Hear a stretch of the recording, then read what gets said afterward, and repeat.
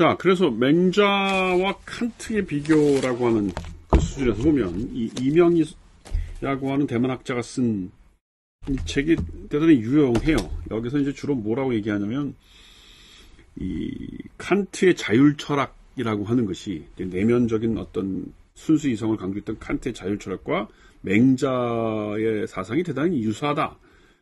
그걸 강조하면서 이 대만 학자 이명희라는 사람이 어디를 강조하냐면 맹자가 썼던 고자상, 여러분들 이 텍스트를 맹자의 텍스트를 얼마나 잘 아시는지 모르겠는데 하여튼 이 맹자 저도 이거 번역된 거밖에 모릅니다. 제가 어떻게 한문을 읽겠습니까? 근데 이 맹자라고 하는 사상이 이제 이 맹자가 여러 왕들을 만나서 대화한 거 아니겠어요? 대화. 그래서 이 불어책 요 불어책에서는 이 맹자 공자는 이렇게 약간 좀 선언적인 의미로 글을 쓴 건데 이 맹자는 주로 이제 이 대화란 말이에요. 대화. 요게 마치 그 미셸 푸코가 후기 사상에서 얘기했던 파레이지아하고 유사하다. 그래서 이 맹자의 사상이라는 게 대단히 유용하다. 그런 언급을 해요. 이 책에서도. 어쨌든 이명희가 이 맹자와 칸트의 사상이 대단히 유사하다고 얘기하는 그 부분이 어디냐면 고자라고 하는 사상. 이 순서가 이제 고자 무슨 이렇게 쭉 이루상 이렇게 돼 있는데 왕을 만나서 대화했던 걸 상하로 나눈 거죠. 그 고자라고 하는 그 왕과 만나서 했던 얘기 중에 어디냐면 어디입니까? 고자상에 어디에요? 제가 볼까요? 잠깐만 이거 찾을 고자상의 8장인 것 같습니다. 8장. 그렇죠. 8장을 한번 찾아볼까요? 어딥니까? 잠깐만요. 요거를 찾고 나서 얘기 좀 해봅시다.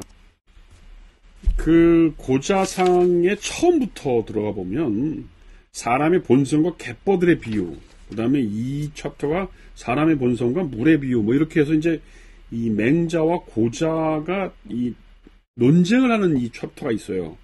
이걸 다 읽을 수는 없는데 이 제 책으로 300페이지, 다시 말해서 고자상의 이 챕터에 보면 이런 말이 있어요. 이거 조금만 읽읍시다. 고자가 말했다. 사람의 본성은 빙빙 소용돌이 치는 물과 같아서 동쪽으로 터지면 동쪽으로 흐르고 서쪽으로 터지면 서쪽으로 흐른다. 사람의 본성 자체의 선함과 불선함의 구분이 없는 것은 물 자체의 동쪽과 서쪽의 구분이 없는 것 같다. 요게 이제 소위 그 인간의 본성, 인이라고 하는 것이 외부에 있다라고 생각하는 고자의 입장이죠.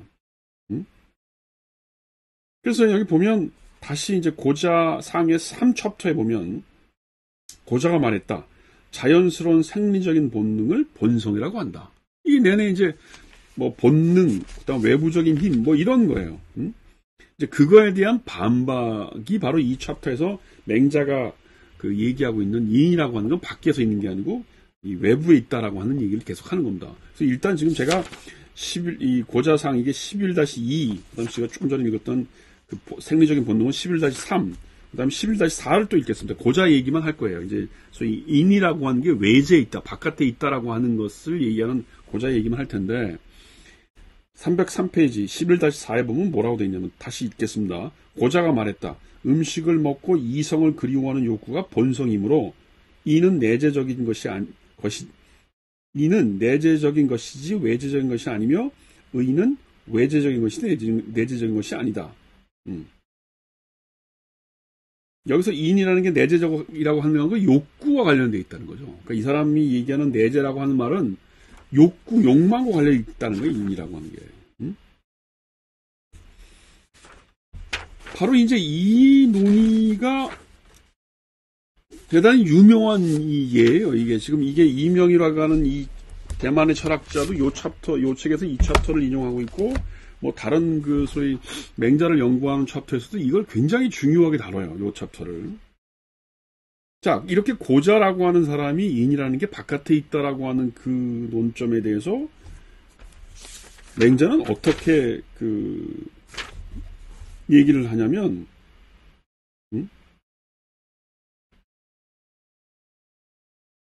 그냥 읽읍시다. 우리가 11-2에 대해서 우리가 아까 뭐라고 그랬어요? 고자가 뭐라고 했냐면, 물을 터주면 동쪽으로 서쪽으로 막 가는 것 같은 거니까, 소위 인간의 본성이라는 게 외재에 있다 이렇게 얘기한 거 아니겠습니까? 그럴 때 300페이지입니다. 맹자가 말했다. 물 자체에 정말 동과 서의 구분이 없기는 하지만 위와 아래의 구분도 없는가?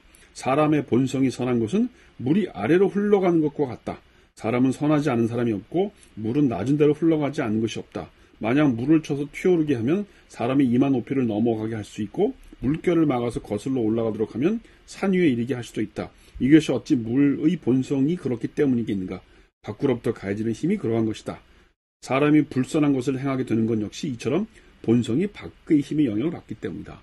그러니까 이게 이제 본성이라고 하는 것이 바깥에 있는 것이 아니고 내재적인 거라는 얘기를 한 겁니다. 그 다음에 이제 우리가 아까 뭐라 그랬냐면 고자가 그 생리적인 본능을 본성이라고 한 것에 대한 맹자의 대답이에요. 302페이지입니다. 자연스러운 생리적인 본능을 본성이라고 하는 것은 흰색을 희다고 하는 것과 같은가? 이게 이제 소위 맹자가 고자에게 비판적으로 질문하는 거죠. 그래서 고자가 뭐라 그러냐면 그렇다. 이렇게 대답을 했단 말이에요. 그래서 맹자가 다시 물었어요. 그러면 흰 깃털의 흰색이 흰 눈의 흰색과 같고 흰 눈의 흰색이 흰 옥의 흰색과 같다는 말인가? 그랬더니 고자는 그렇대요.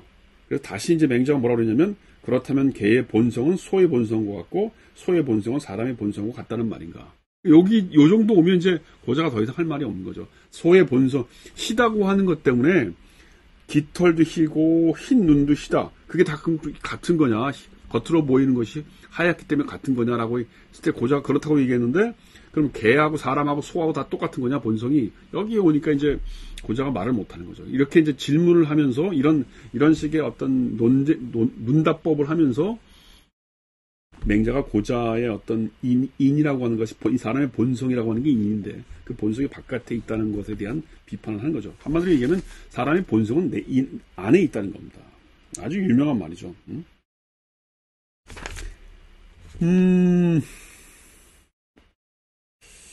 뭐 여기 304페이지도 보면 아까 얘기한 것처럼 인간의 어떤 욕구가 내재적이고 어쩌고저쩌고 한 것에 대한 논의를 길게 얘기하고 있는데 이거 너무 길어서 얘기하지 맙시다. 여기 보면 뭐 여기 그 내 동생이 나이가 많고 뭐 어쩌고 저쩌고 그래서 내가 그 동생이 뭐 그 공경하는 이유가 뭐 이제 그런 건데 우리가 그것까지 얘기하면 이제 이 얘기가 그 너무 오래 가죠. 306페이지도 비슷한 거예요. 우리가 이제 나이 많은 숙부를 공경하는 이유가 공경하는가 동생을 공경하는가 이거 잠깐 읽어봅시다. 306쪽에 보면 그대는 숙부를 공경하는가 동생을 공경하는가라고 물었다. 그러면 그는 숙부를 공경한다고 할 것이다. 그러면 또 너는 그대의 아우가 시동으로 있다면 시동이라는 게 뭐예요? 죽은 조상의 상징이죠. 누구를 공경했는가라고 물어라. 그러면 그는 동생을 공경할 것이라고 말할 것이다. 그때 너는 숙부를 공경하다는 말은 어떻게 된 것이냐고 다시 물어라. 그러면 그는 동생을 공경할 것이라고 한 것은 어디까지나 동생이 시동의 자리에 있기 때문이라고 할 것이다. 그러면 너도 마찬가지로 내가 아까 마을 사람들에게 먼저 술을 따른다고 한 것은 그가 먼저 술을 따라 주어야 할 손님의 자리에 있기 때문이었다. 일상적으로 공경하는 것은 형이고 일시적으로 공경하는 것은 사람 마을 사람이라 말하라. 지금 이건 뭐예요? 이게 지금 우리가 뭐예요? 사람들에게 공경이라고 하는지 굉장히 인의 예지에서 예가 중요하니까 맹자가 지금 이 얘기를 통해서 하고 싶은 얘기가 뭡니까? 사람을 공경하는 건 무슨 나이나 뭐 이런 것이 아니고 어떤 사람들에게 어떤 내재적인 예의 이것을 공경해야 될 자리라고 하는 본성과 관련되는 것이지 무슨 시동의 자리에 있고 무슨 뭐 마을 사람이고 뭐 이런 논의 어떤 외재적인 계급적인 차이 혹은 뭐 자리의 위치 이런 게 아니라는 겁니다.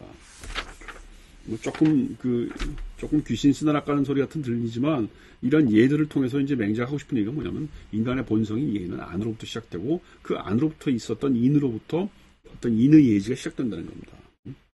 그래서 308페이지에 보면 그 결론이에요. 이제 고자하고 맹자하고의 싸웠던 얘기의 논쟁의 결론입니다. 뭐라고 되냐면 맹자가 말했다. 308페이지입니다. 사람은 누구나 타고난 바탕대로 따른다면 선하게 될 수가 있다. 이것이 곧 내가 말하는 바의 본성이 선하다는 의미이다. 이게 중요한 거죠. 맹자한테는 인간이라는 게 선하다는 겁니다. 아주 중요한 얘기예요. 사람이 선하지 않게 되는 것은 타고난 재질의 잘못이 아니다. 측은하게 여기는 마음은 사람이라면 누구나 가지고 있고 부끄러워하는 마음이라면 누구나 가지고 있고 공경하는 마음은 사람이라면 누구나 가지고 있고 옳고 그름을 판단하는 마음은 사람이라면 누구나 가지고 있다. 이것이 바로 인이고 예고 뭐 의고 지다 이거예요. 그러니까 사실은 이게 맹자의 사상에 있어서 가장 중요한 핵심이죠.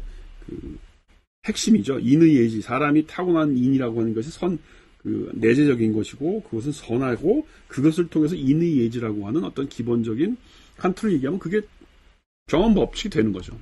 다음 시간에 끊고 하겠습니다. 다음 시간에 하겠습니다.